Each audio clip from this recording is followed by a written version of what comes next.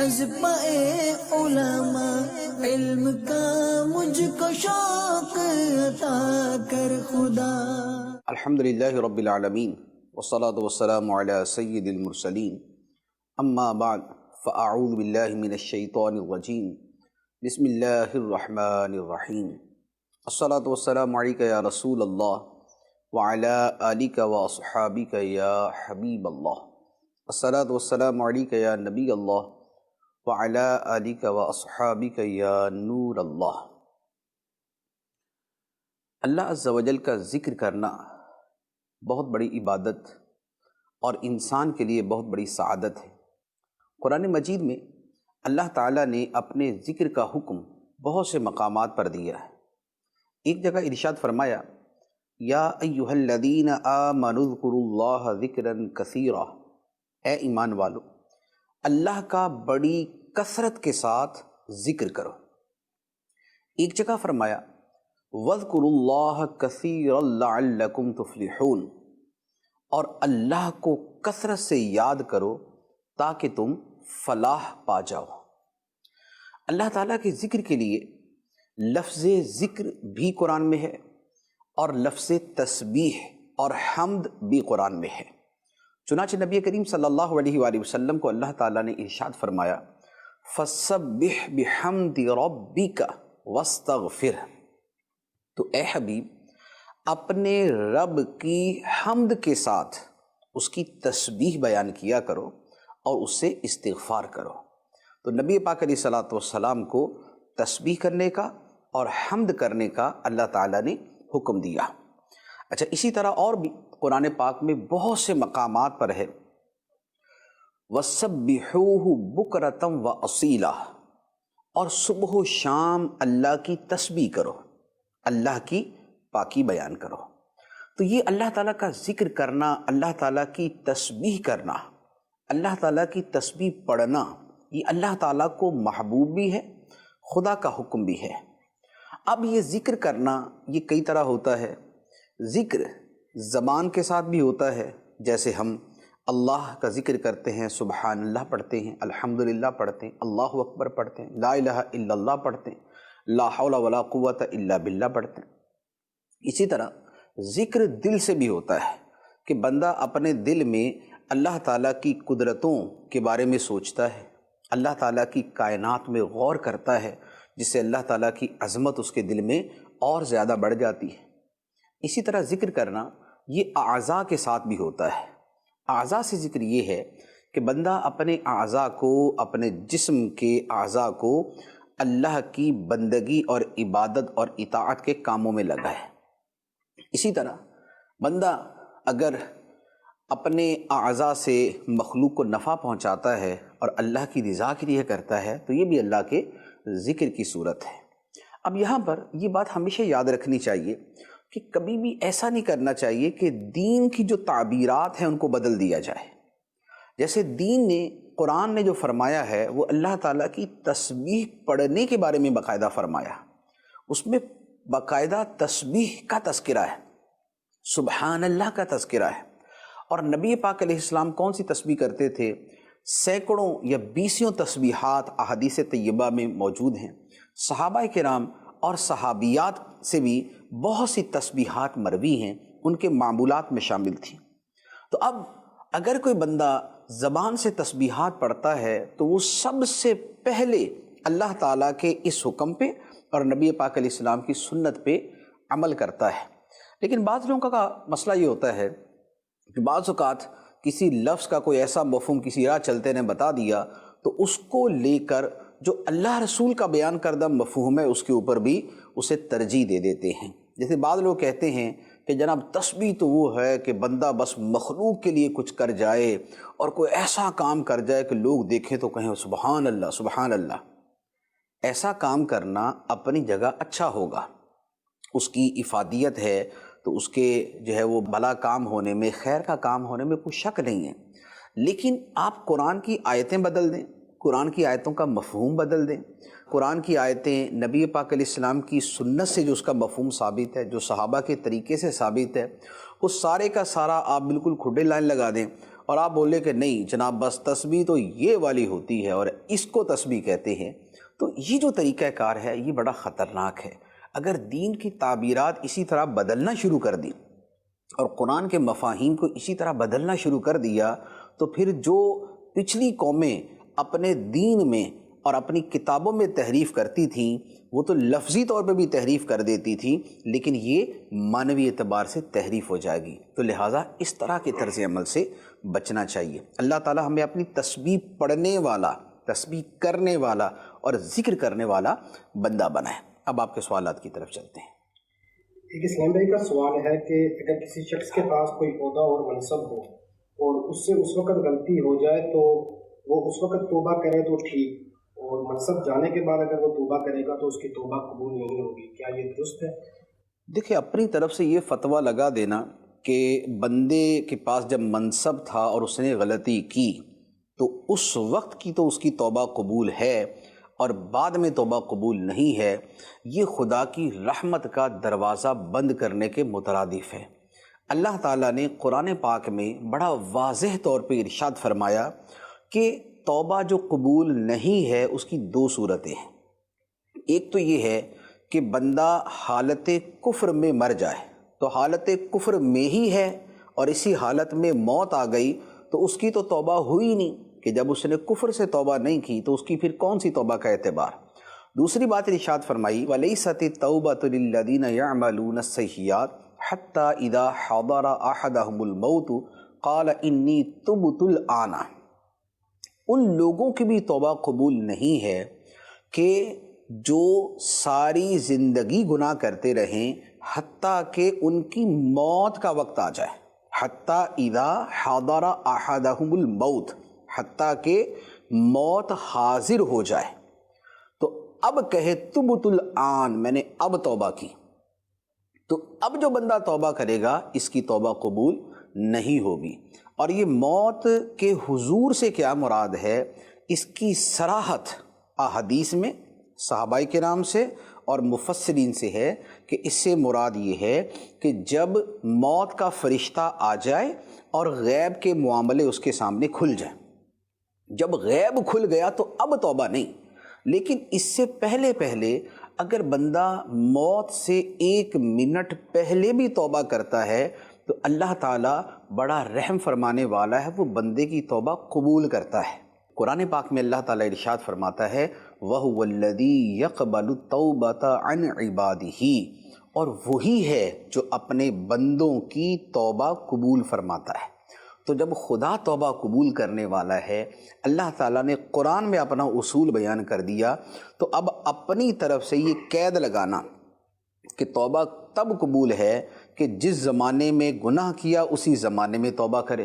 جوانی کے گناہوں سے توبہ جوانی میں ہوگی، بڑھاپے میں نہیں، معاذ اللہ۔ اگر یہ بات ہے تو توبہ تو خدا نے قبول کرنی ہے، اور خدا نے تو فرما دیا کہ موت کے ظاہر ہو جانے تک میں توبہ قبول کرتا ہوں۔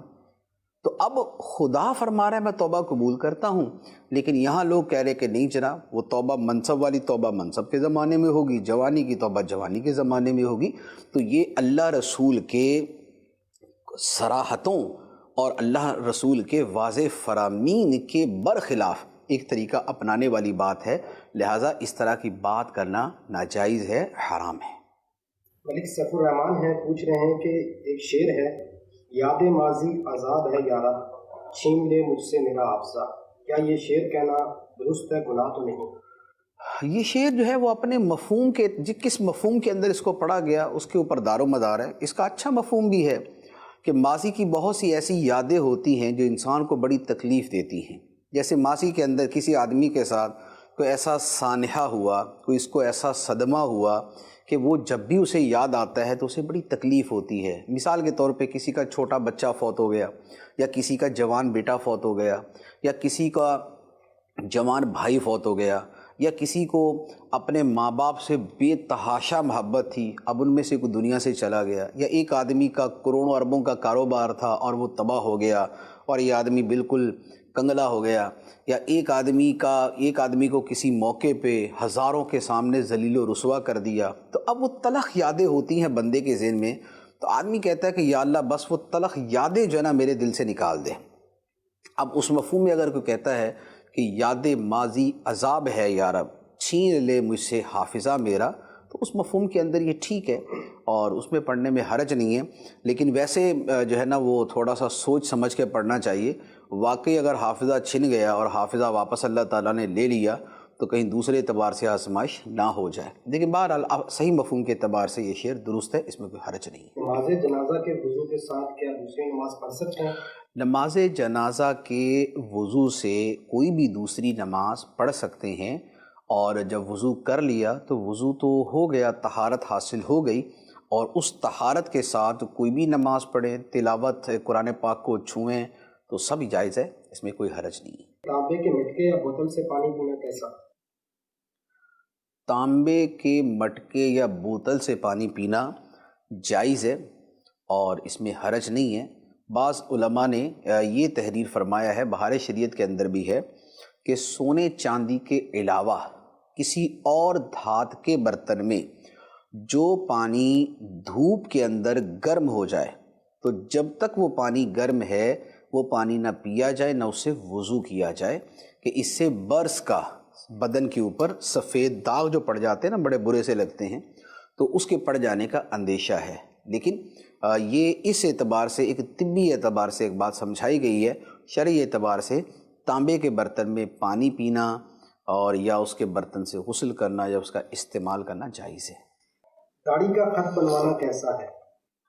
داڑھی کا خط بنوانے کے دو معنی ہوتے ہیں، ایک تو یہ ہے کہ جو سنت کے مطابق داڑھی ہے اتنے کا لحاظ کرتے ہوئے جو بقیہ ہے اسے ترشوا دیا جائے، کٹوا دیا جائے۔ جیسے ایک مٹھی داڑھی رکھنا واجب ہے، اب ایک مٹھی داڑھی کو یوں پکڑا، اس کے نیچے کی جو داڑھی ہے اسے کاٹ لیا، اسی طرح یہ جو یہاں گلے کے اوپر بال ہیں ان کو بھی صاف کر لیا تو یہ ٹھیک ہے، اس میں کوئی حرج نہیں ہے، یہ تو بالکل جو ہے وہ سنت کے مطابق عمل ہو جائے گا۔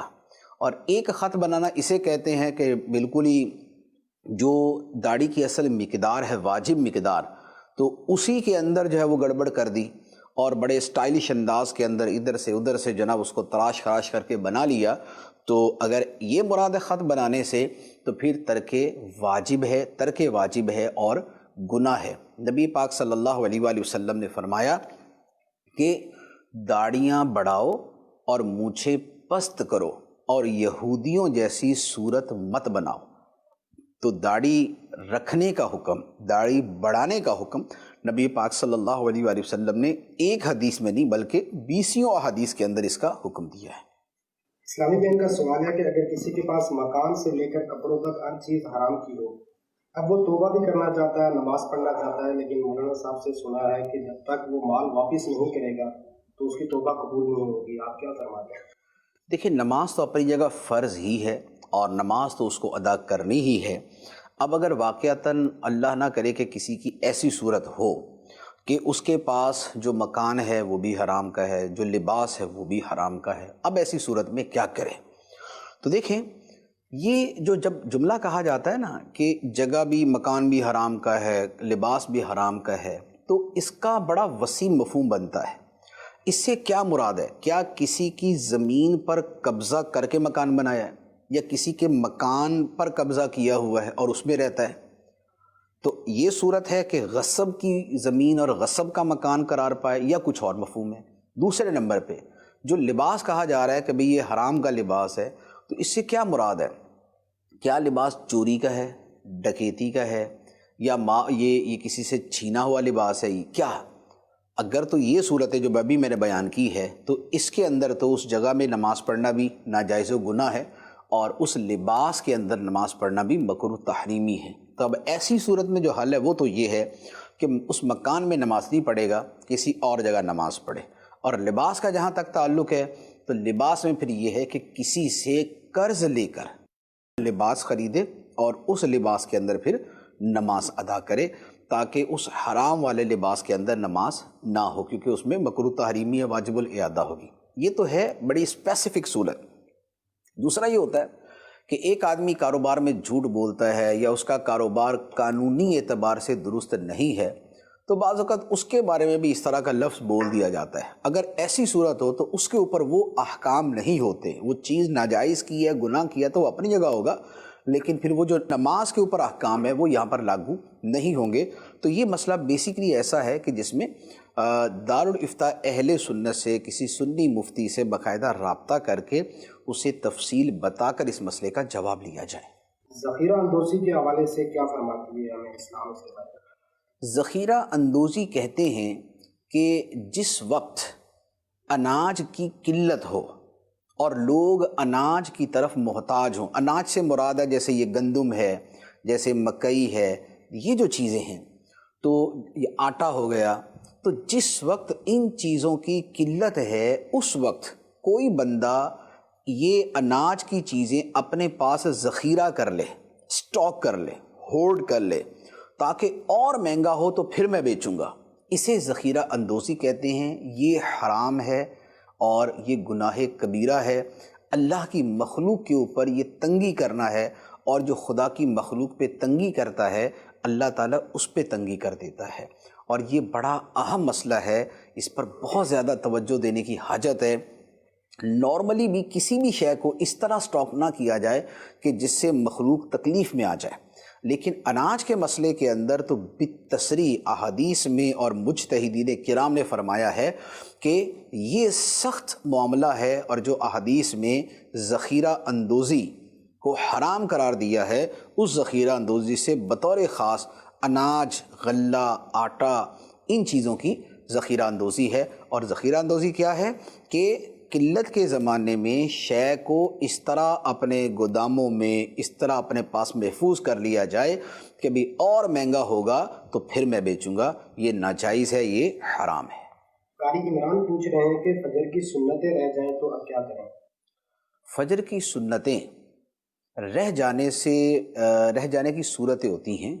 دیکھیں، ایک یہ ہے، ایک آدمی مسجد میں آیا اور آگے جماعت ہو رہی ہے، تو اگر تو اس بندے کو پتہ ہے کہ میں سنتیں پڑھ کے اگر جماعت میں شرکت کروں تو امام کے سلام پھیرنے سے پہلے میں جماعت میں شریک ہو جاؤں گا، تو ایسی صورت میں اسے چاہیے کہ اس جماعت والی جگہ سے ہٹ کر سنتیں ادا کرے اور پھر جماعت میں شریک ہو جائے۔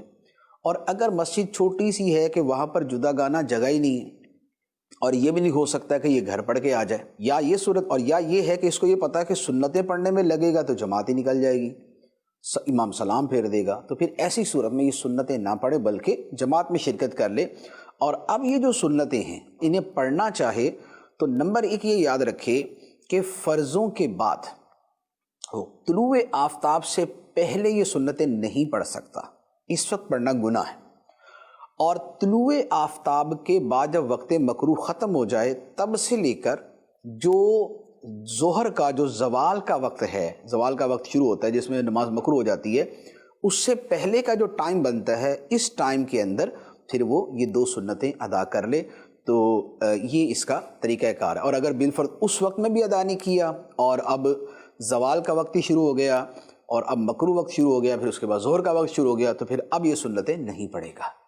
ویسے اجاز بھی پوچھ رہے ہیں کہ گٹکے مروے کا بزنس حلال یا حرام؟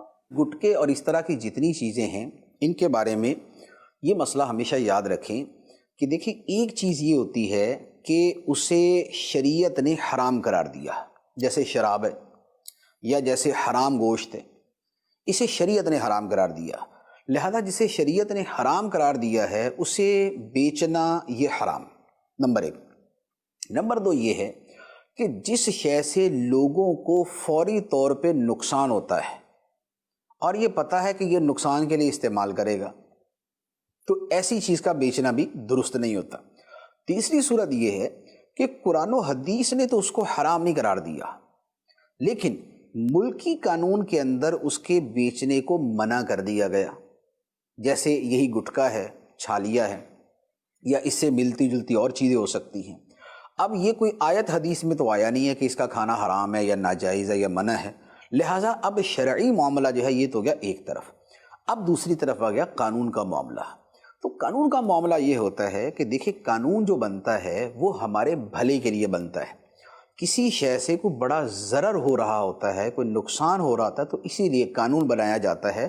تو جو چیزیں قانون کی وجہ سے منع کر دی جائیں ان سے بھی لازمی طور پہ بچنا چاہیے، کیونکہ جب بندہ اس کی خلاف ورزی کرتا ہے اور اس کے بعد یا تو پکڑا جائے تو رشوت دے گا یا ذلت اٹھائے گا، تو ذلت اٹھانا یہ بھی مسلمان کے لیے جائز نہیں ہے، اور اپنے آپ کو رشوت دینے کی طرف لے جانا یہ بھی اس کے لیے جائز نہیں ہے۔ تو لہذا قانون کے اندر جب یہ چیزیں منع ہیں تو پھر اس سے بچنا ہی ہوگا۔ محمد صدیق بھائی پوچھ رہے ہیں کہ کیا غیر مسلم کو اس کی بیماری کے علاج کے لیے صدقہ نافلہ دیا جا سکتا ہے؟ غیر مسلم کی ایسی تکلیف دہ بیماری کہ جس کی وجہ سے وہ اذیت میں مبتلا ہے، اس سے اسے نجات دلانے کے لیے اس کی مدد کی جا سکتی ہے، اور اس میں بھی بہت اچھا ہے کہ اس چیز کو اس کی تکلیف کے ازالے کا بھی ذریعہ بنائیں، لیکن اسلام کا اچھا میسج دینے کا بھی اس کو ذریعہ بنائیں، تو دعوت اسلام بھی اس کے اندر آ جائے اور ایک انسان کی تکلیف کا دور کرنا بھی اس کے اندر آ جائے۔ عاطف بھائی پوچھ رہے ہیں کہ کیا ظہر اور عصر کی نماز میں مقتدی قرات کر سکتا ہے؟ ظہر اور عصر کی نماز ہو یا اس کے علاوہ کوئی بھی نماز ہو، مقتدی کو قرات کرنے کی اصلاً اجازت نہیں، کیونکہ نماز میں قرات تو امام نے کرنی ہوتی ہے، خواہ جہری نماز ہے مغرب عشاء یا سری قرات والی نماز ہے جیسے ظہر و عصر، سب کے اندر امام نے قرات کرنی ہوتی ہے، مقتدی نے قرات نہیں کرنی۔ نبی پاک صلی اللہ علیہ وآلہ وسلم نے ارشاد فرمایا اذا قرأ الامام فانصتوا، جب امام قرات کرے تو تم خاموش رہو، تو لہذا مقتدیوں کو مطلقاً خاموش رہنے کا حکم ہے۔ محمد صالح بھائی پوچھ رہے ہیں کہ دھات کی ایک سے زائد انگوٹھی پہن کر نماز پڑھنا کیسا ہے؟ عورت اگر دھات کی ایک سے زائد انگوٹھی پہنتی ہے تو اس میں حرج نہیں ہے، لیکن مرد اگر پہنتا ہے تو وہ بھلے ایک پہنے یا 10 پہنے، اس کے لیے دونوں ہی ناجائز ہیں۔ مرد کو صرف چاندی کی ایک انگوٹھی جو 4.5 ماشے سے کم وزن کی ہے، ایک نگینے والی، اس کی اجازت ہے، ورنہ مرد بھی اگر اس کے علاوہ کسی اور دھات کی پہنے گا تو اس کے لیے ایک بھی جائز نہیں ہے۔ پیسہ صدقہ کرتے وقت یہ کہنا کہ یہ سارے عالم اسلام کی طرف سے ہے، اس میں کوئی حرج تو نہیں؟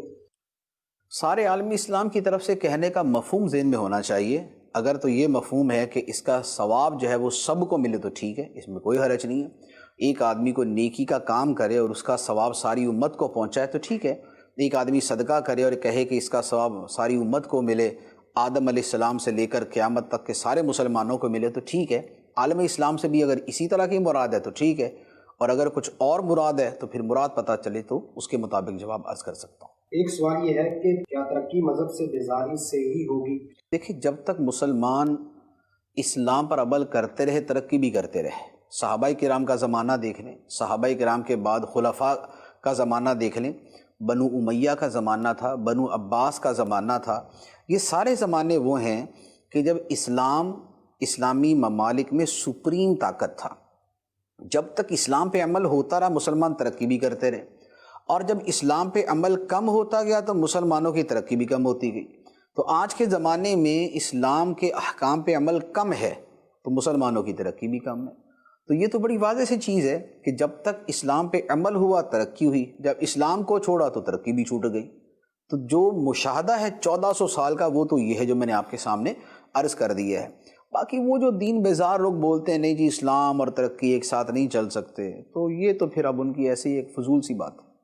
ملک شہباز بھائی پوچھ رہے ہیں کہ کیا ناموں کا اثر شخصیت پر ہوتا ہے؟ ناموں کا اثر شخصیت پر ہوتا ہے۔ نبی پاک صلی اللہ علیہ وآلہ وسلم نے کئی ناموں کو تبدیل فرمایا، اور ایک شخص تھے جن کا نام حزن تھا، نبی پاک علیہ السلام نے ان کا نام تبدیل فرمایا تو انہوں نے تبدیل کیا نہیں، تو تبدیل نہیں کیا تو ان کے خاندان کے اندر غم جو ہے وہ مسلسل پایا جاتا رہا، کیونکہ حزن کا معنی غم ہوتا ہے، تو نام کا شخصیت پہ اثر ہوتا ہے۔ عاطف شیخ قاری پوچھ رہے ہیں کہ سیلف ڈیفینس کے لیے چہرے پر مارنا کیسا ہے؟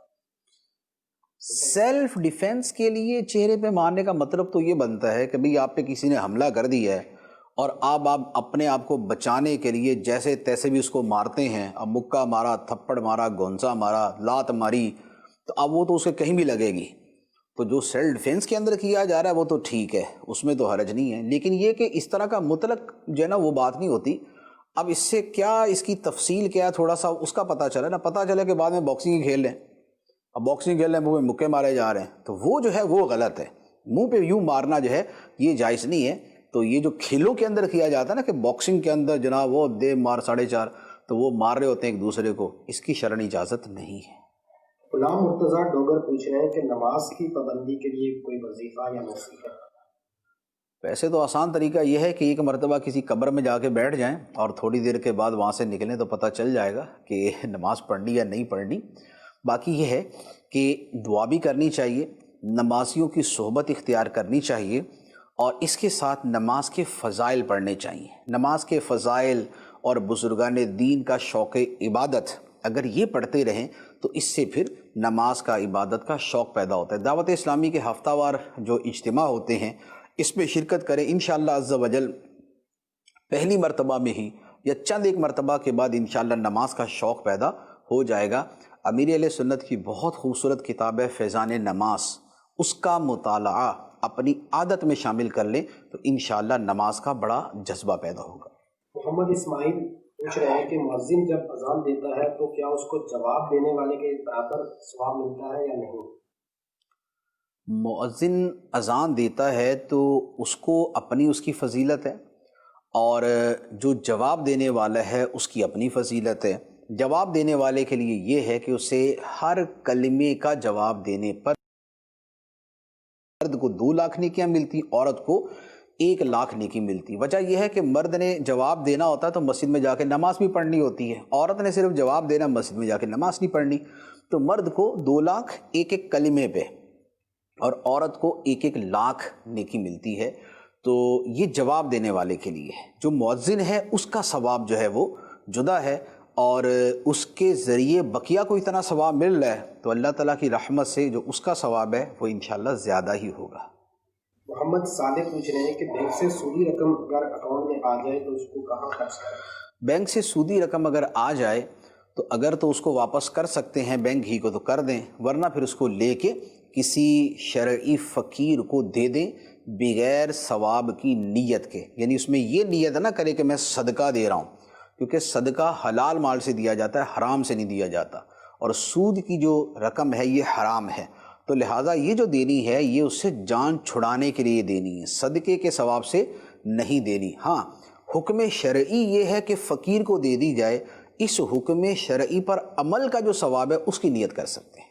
فیس لے کر قرآن مجید پڑھانے پر ثواب ملے گا؟ فیس لے کر قرآن مجید پڑھانے پر ثواب کا دار و مدار نیت پر ہے۔ اگر کسی کی نیت یہ ہے کہ فیس میں اس لیے لیتا ہوں کہ مجھے اپنی زندگی بھی گزارنی ہے، میرے اخراجات بھی ہیں، میرا گھر بھی چلانا ہے، تو اس لیے فیس لیتا ہوں، اور قرآن میں اللہ کی رضا کے لیے پڑھاتا ہوں تو اس کو بالکل ثواب ملے گا۔ قرآن پڑھانے کا بھی ثواب ملے گا، اور اس کے ساتھ رزق حلال کمانے کا بھی ثواب ملے گا۔ اور اگر کسی کی ثواب کی نیت نہیں ہے تو پھر بہرحال اس کو ثواب نہیں ملے گا۔ تو یہ اس میں تفصیل ہے۔ محمد اسماعیل پوچھ رہے ہیں کہ کیا امام بیٹھ کر نماز پڑھا سکتا ہے؟ نفل نماز اگر بیٹھ کے پڑھا رہا پھر تو ٹھیک ہے، پھر تو پڑھا سکتا ہے، اور اگر فرض نماز یا واجب جیسے وتر ہے اس کی بھی جماعت ہوتی ہے، یا عیدین کی نماز ہے اس کی بھی جماعت ہوتی ہے، اگر وہ بیٹھ کے پڑھاتا ہے تو اب اس کا دار و مدار امام کی حالت پہ ہے کہ کیا امام جو ہے وہ اس پہ شرعی اعتبار سے قیام ضروری ہے، کیونکہ فرض اور واجب جو ہوتے ہیں اس میں قیام فرض ہوتا ہے۔ اب اگر قیام فرض ہے اور امام قیام پر قادر ہے، یعنی سجدے پر قادر ہے اور قیام پر قادر ہے، تو اب ایسی صورت کے اندر اگر وہ بیٹھ کے نماز پڑھاتا ہے تو پھر تو اس کے پیچھے نماز نہیں ہوگی۔ لیکن اگر امام سجدہ تو ٹھیک کر رہا ہے، کھڑے ہونے پر اصلاً قادر ہی نہیں ہے، اور اب وہ بیٹھ کے نماز پڑھا رہا ہے تو پھر بیٹھے ہوئے امام کے پیچھے کھڑوں کی نماز ہو جائے گی۔ غزوہ احد کے موقع پہ غالباً نبی پاک صلی اللہ علیہ وآلہ وسلم نے اس طرح نماز ادا فرمائی تھی۔ قمر الزمان پوچھ رہے ہیں کہ کیا لفظ خدا اللہ عز و جل کا ذاتی نام ہے؟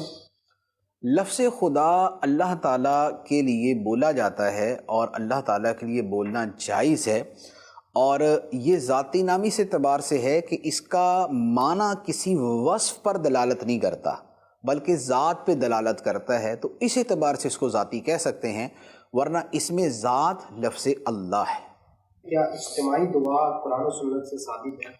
اجتماعی دعا بالکل قرآن و سنت سے ثابت ہے۔ قرآن سے تو یوں ثابت ہے کہ اللہ تعالیٰ نے قرآن پاک میں جہاں پر بھی دعا کا فرمایا ہے وہاں کسی جگہ یہ نہیں فرمایا کہ تنہا دعا مانگنا۔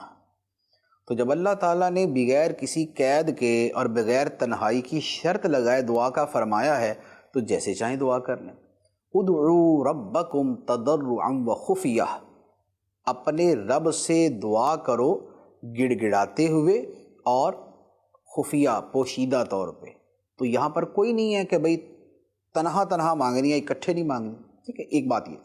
دوسرا یہ ہے قرآن پاک میں حضرت موسیٰ علیہ السلام کی دعا کا تذکرہ ہے کہ آپ نے فرعون اور فرعونیوں کے ہلاکت اور بربادی کی دعا کی، اور وہاں پر یہ ہے کہ موسیٰ علیہ السلام اور ہارون علیہ السلام دونوں نے دعا کی، اور اس آیت کی تفسیر میں یہ لکھا ہے کہ دعا حضرت موسیٰ علیہ السلام کر رہے تھے اور حضرت ہارون علیہ السلام آمین کہہ رہے تھے، تو یہ اجتماعی دعا ہو گئی۔ اچھا، یہ تو ہے کہ تھوڑا سا ہو سکتا ہے کہ کسی کو شک و شبہ رہ جائے۔ میں آپ کو ایک ایسی دلیل دیتا ہوں کہ جو آپ کو پوری زندگی یاد رہے گی، وہ یہ ہے کہ جب نماز کے اندر امام کے پیچھے ہم کھڑے ہوتے ہیں اور امام سورہ فاتحہ پڑھتا ہے، جب سورہ فاتحہ ختم کرتا ہے تو مقتدی کیا کہتے ہیں؟ آمین۔ یہ آمین کس بات پہ کہہ رہے ہوتے ہیں؟ دعا پہ، کیونکہ امام کہتا ہے اہدنا الصراط المستقیم، اے اللہ ہمیں سیدھے راستے پر چلا، مقتدی کہتے ہیں آمین۔ تو اس سے بڑھ کر اجتماعی دعا کی کوئی اور دلیل ہو سکتی کہ امام دعا مانگ رہا ہے اور یہ سارے کے سارے مقتدی اس امام کے پیچھے کھڑے آمین کہہ رہے ہیں؟ تو لہذا اجتماعی دعا جو ہے وہ تو سرکار کی ہر نماز سے ہی ثابت ہوگی۔ جمعے کے خطبے کے دوران جو وقفہ ہوتا ہے اس میں کیا دعا مانگ سکتے ہیں؟ جمعے کے دو خطبوں کے درمیان جو امام وقفہ لیتا ہے، کھڑے ہو کے خطبہ دیتا ہے پھر بیٹھ جاتا ہے، پھر دوبارہ کھڑے ہو کے خطبہ دیتا ہے، یہ جو درمیان کا وقت ہے یہ دعاؤں کی قبولیت کا نہایت اہم وقت ہوتا ہے۔ اس وقت جو دعا کی جائے اس کے بارے میں علماء نے فرمایا کہ اس کی قبولیت کے بہت زیادہ چانسز ہیں۔ نبی پاک صلی اللہ علیہ وآلہ وسلم نے فرمایا کہ جمعے کے دن میں ایک گھڑی ایسی آتی ہے کہ اس گھڑی میں جو دعا کی جائے قبول ہو جاتی ہے، اور علماء نے وہ کون سی گھڑی ہے اس کے بارے میں بہت سارے اقوال ہیں، لیکن دو قول بڑے قوی ہیں۔ ایک تو یہ ہے کہ یہ جو دو خطبوں کے درمیان کا وقت ہے یہ ہے جس میں دعا قبول ہوتی۔ دوسرا علماء نے فرمایا کہ غروب آفتاب سے پہلے، عصر کی نماز کے بعد اور غروب آفتاب سے پہلے کا جو وقت ہے یہ دعاؤں کی قبولیت کا ہے۔ لیکن یہاں یہ مسئلہ یاد رکھیں کہ دو خطبوں کے درمیان میں جو دعا ہے یہ دعا زبان سے نہیں پڑھنی بلکہ یہ دل میں مانگنی ہے۔ تو لہذا اس وقت امام جب بیٹھے گا تو اپنے دل میں دعا مانگ لے، دل میں مانگ لے کہ یا اللہ میرے رزق میں برکت دے دے، میرا فلاں مریض شفا یاب کر دے، مجھے یا اللہ یہ عطا فرما دے۔ تو یہ جو بھی دعا مانگی ہے دل میں مانگیے۔ اللہ تعالیٰ کے لیے تو نہیں ہے نا کہ زبان سے مانگے یا دل سے مانگے، اللہ تعالیٰ تو زبان کی بھی سنتا ہے، دل کی بھی سنتا ہے۔ تو حکم شرعی یہ ہے کہ خطبے میں خاموش رہا جائے۔ تو لہذا دو خطبوں کے درمیان جو دعا مانگی جائے اس میں نہ تو ہاتھ اٹھائیں گے اور نہ زبان سے دعا مانگیں گے، جیسے ہاتھ رکھے ہوئے ہیں ویسے ہی رہیں گے اور دل میں دعا مانگی جائے گی۔ عمران جٹ پوچھ رہے ہیں کہ گولی سے کیا ہوا شکار کیا حلال ہے؟ گولی سے جو شکار کیا اور اسی گولی کی وجہ سے جانور مر گیا، اسے ذبح نہیں کیا پھر، تو یہ جو شکار ہے یہ حلال نہیں ہے۔ وجہ یہ ہے کہ قرآن پاک کے اندر فرمایا کہ جو جانور تم پر حرام کیے گئے ہیں اس میں ایک جانور ہے الموقوذہ۔ الموقوذہ وہ ہے کہ جو چوٹ لگنے سے مرا۔ تو یہ جو چھرا لگتا ہے، جو گولی لگتی ہے، یہ چوٹ کی وجہ سے اس کو پھاڑتے ہوئے گزر جاتی ہے۔ یہ دھاری دار چیز نہیں ہے جیسے چھری ہے یا جیسے تیر ہے۔ تیر سے شکار کریں گے تو تیر جو ہے اس کو چیرتا ہوا گزرتا ہے، لیکن جو گولی ہے یہ اپنی قوت کی وجہ سے اور اپنے بارود کی وجہ سے اس کو پھاڑ کے گزرتی ہے، تو یہ موقوذہ میں آتا ہے۔ اگر اسی سے مرا ہے تو پھر حرام ہے، پھر حلال نہیں ہے۔ ہاں گرا اور زندہ تھا تو اب فوراً تکبیر پڑھ کے اسے ذبح کر لیا باقاعدہ، تو اب حلال ہو سکتا ہے۔ بغیر وضو کے اذان دی تو اس کا کیا حکم ہے؟ بغیر وضو کے اذان دی تو اذان ہو جائے گی، لیکن یہ ترک ادب ہے، لیکن بہرحال اذان ہو جائے گی۔ اللہم صلی علی سیدنا و مولانا محمد معدن الجود والکرم وآلہ وبارک وسلم۔ یا اللہ عز و جل اپنے پیارے حبیب صلی اللہ علیہ وآلہ وسلم کے صدقے جو شرعی مسائل بیان کیے ہیں اس میں اگر کوئی خطا ہوئی ہو تو اسے معاف فرما، اور ان مسائل کو یاد رکھنے اور ان کے مطابق عمل کرنے کی توفیق عطا فرما۔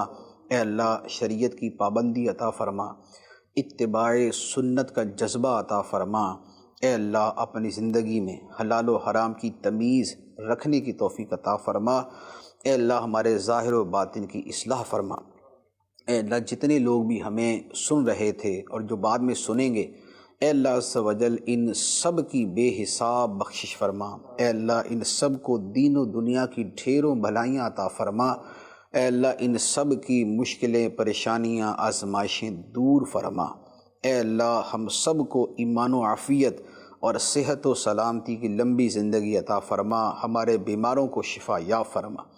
اللہم رب اغفر وارحم وانت خیر الراحمین، وصلی اللہ تعالی علی خیر خلقہ محمد وعلی آلہ واصحابہ اجمعین برحمتک یا ارحم الراحمین۔ علم کا مجھ کو شوق عطا کر خدا، علم نافع ملے از پائے علماء، علم